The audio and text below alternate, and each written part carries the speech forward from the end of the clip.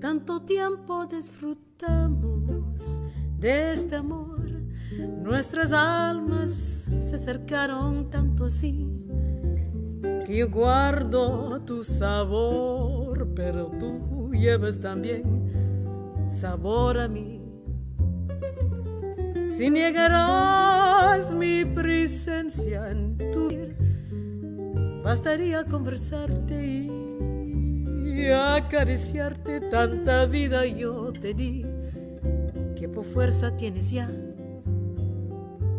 sabor a mí. No pretendo ser tu dueño, no soy nada, yo no tengo vanidad. De mi vida doy lo bueno, yo tan pobre que otra cosa puedo dar. Pasarán más de 1000 años y muchos más. Yo no sé si nuestro amor tenga la eternidad, pero ya tal como aquí, en la boca llevarás sabor a mí.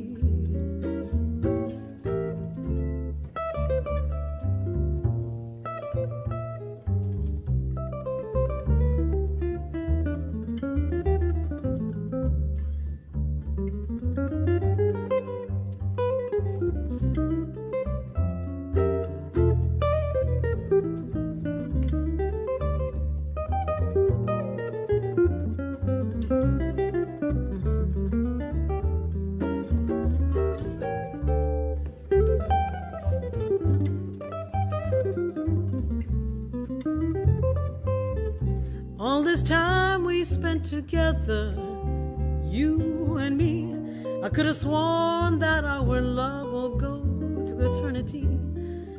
But I know that if you leave, in your heart there'll always be a piece of me. If I told you that I loved you, well, would that change? Change the way you feel about me? I mean, well, would you stay? But I know that if you leave, in your heart there'll always be sabor a mí. And I won't pretend to be your maker. I am no one and I have no vanity. In my life I've done the best I can. I'm a poor soul and have nothing more to give. 1,000,000 years can't pass us by, or even more. I don't know if our love will go by heaven's door, but I know that if you leave, in your heart there'll always be sabor a mí. In your heart there'll always be sabor.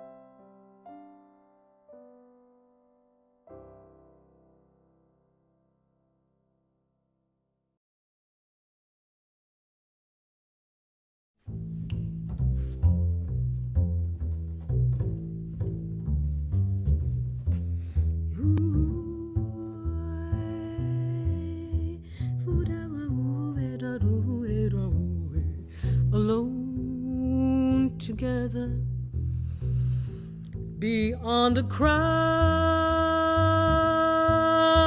above this world. We are not too proud to cling together. We're strong as long as we are together.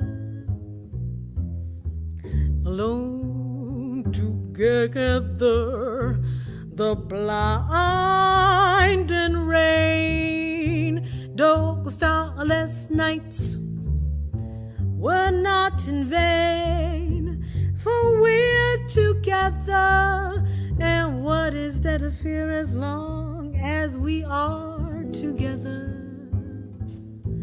And our love is as deep as the sea, and our love is as great as the love can be, and we can weather the great unknown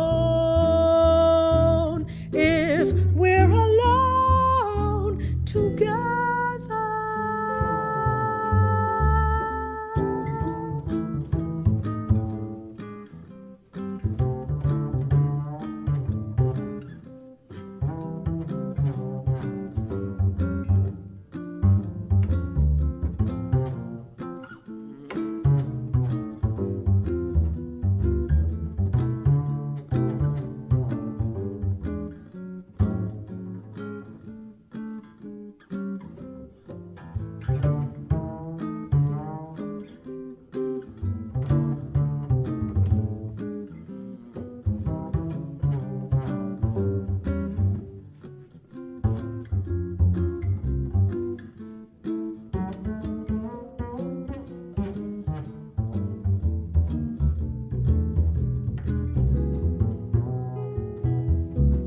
And our love is as deep as the sea.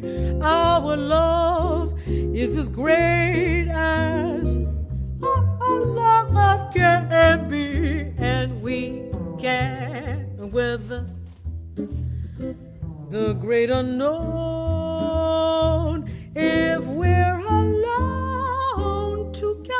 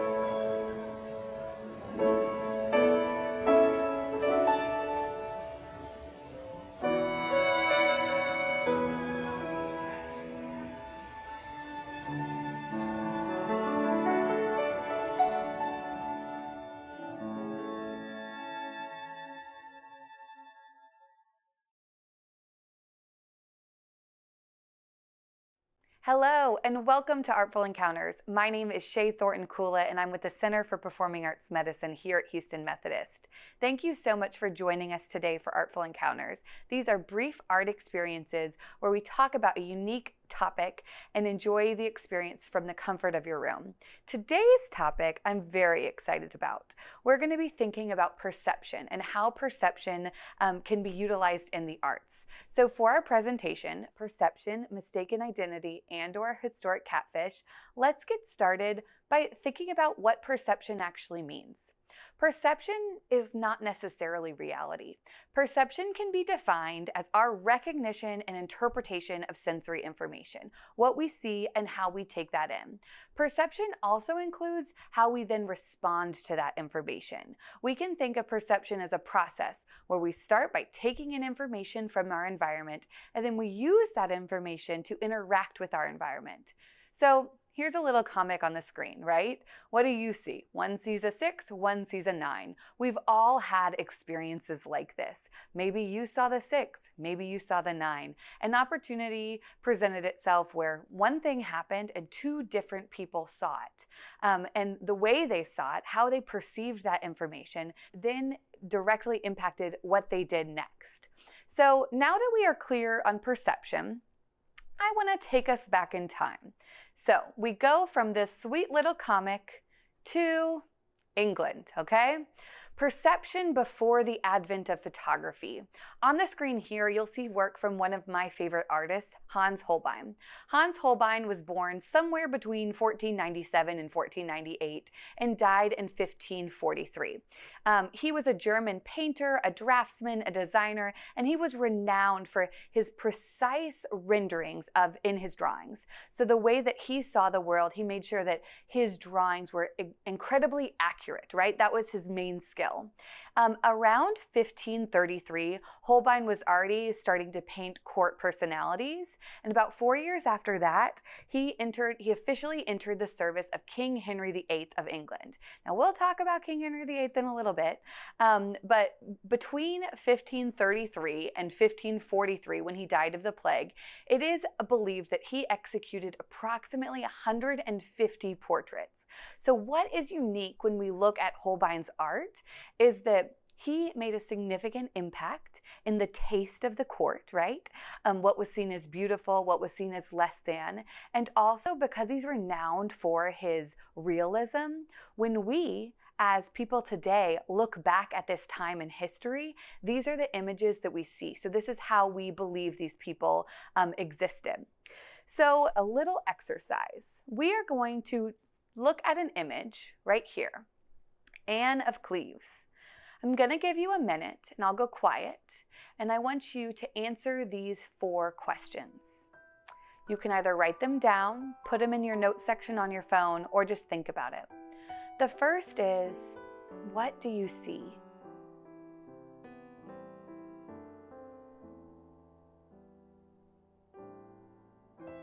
Now that you've spent a little bit of time taking that in, look again.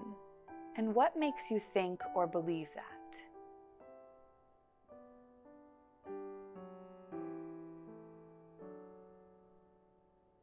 So we've been looking at this image a few seconds now, right? Is there anything new that you notice? Maybe that you didn't see at the beginning.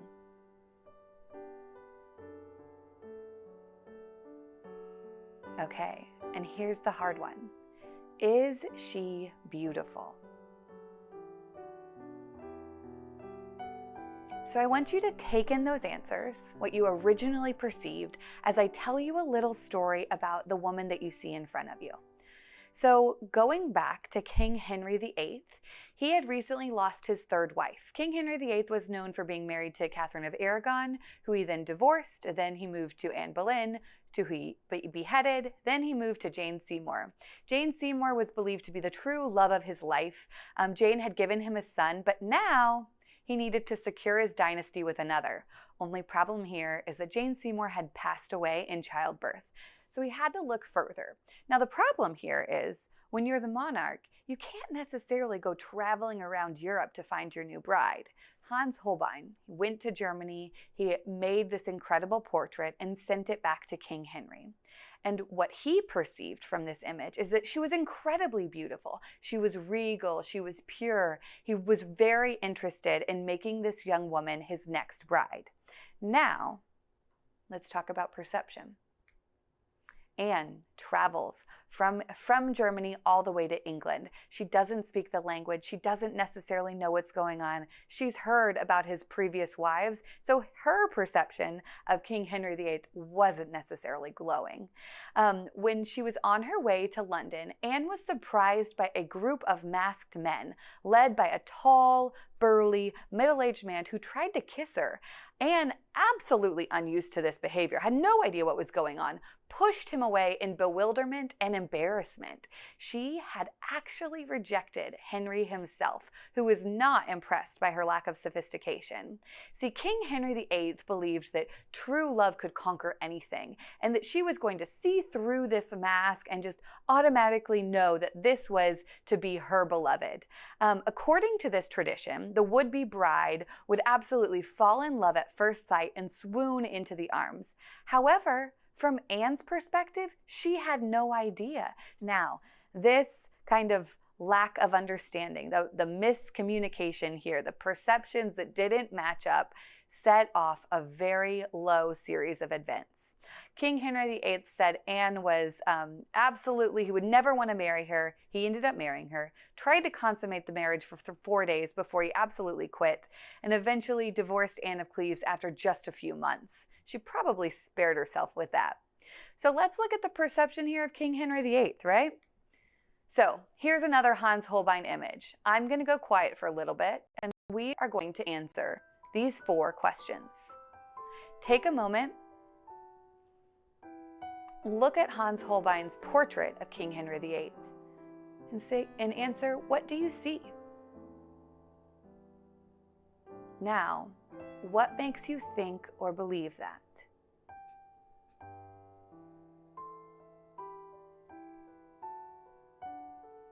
Is there anything new that you notice now?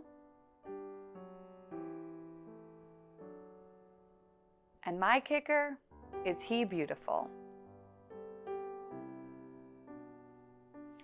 So the perception here that King Henry wanted Hans Holbein to do with this piece of artwork was that he was this big, broad, healthy king. However, in reality, comparisons of surviving sets of his armor showed that his legs were much shorter than the reality that was perceived in this painting. The painting also shows Henry as young and full of health, where in truth he was in his 40s, he was badly injured earlier that year in a tilt yard accident, and he was already suffering from health problems that would affect him for the latter part of his life.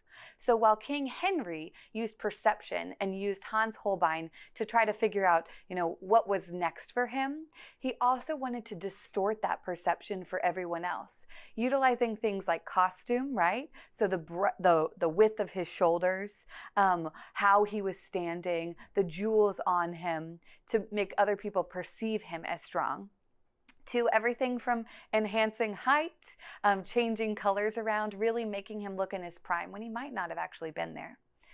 So as we wrap up the idea of perception versus reality, I think it's a unique idea to utilize the concept of perception through the arts, right? So what we see and then how we perceive that and how we interact with our environment.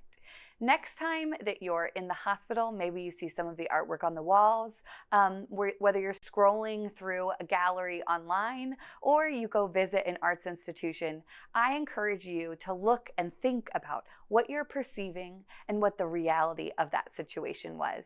Thank you so much for joining us for Artful Encounters. We appreciate your time and hope that you've learned something new or possibly are going to experience something or perceive something to be different.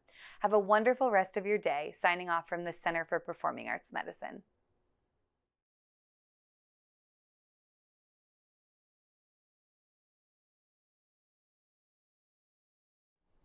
Hi, my name is Melissa Aitin-Fissiu, and I work here at Houston Methodist for the Center for Performing Arts Medicine.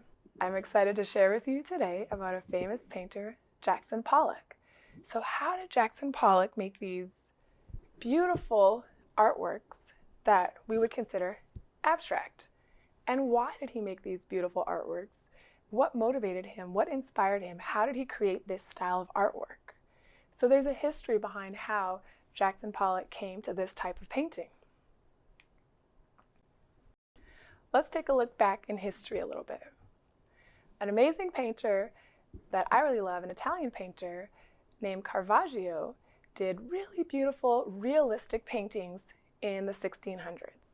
Here's an example of a Caravaggio painting made. This painting is fantastic. It's realistic. He did a great use of light contrasting darks and lights, and we can really see the detail. He painted this using live models, and he painted this from direct observation. What we see is what we get, an exact representation. This is realism. So how did we go from this beautiful realistic painting in 1601 to the painting by Jackson Pollock in 1950? Completely different styles. Jackson Pollock's artwork is considered abstract expressionism. His artwork is abstract. It's non-figurative. It's not real looking at all. So how do we progress from these two different art styles, from one to the other, in a span of 350 years? Let's take a little look at how we did that, or what really changed. What was the catalyst that made us change from real artwork, realism, to more abstract? Well, here's the solution, or here's the change that happened, was the advent of photography. When photography came along, it really changed how painters created artwork, because painters no longer needed to create realistic artwork. Photography could do that now. In fact, photography could probably even do it better. The first photo was taken in 1826 in France, and the first cameras came to the United States in about the 1830s. Keep moving along to 1905, 1910, when the Kodak Brownie camera became accessible to connect to the middle class. Select the so run more and more people were taking photos, and suddenly painters found themselves having Select to the pivot, run option. having to shift, having to change their style. So what happened during this shift from realistic painting to what we have now was really a change in capturing emotion and capturing feeling in artwork and in painting versus capturing realism. So after photography came along, you see a change in art. Click the next button. Click Yes.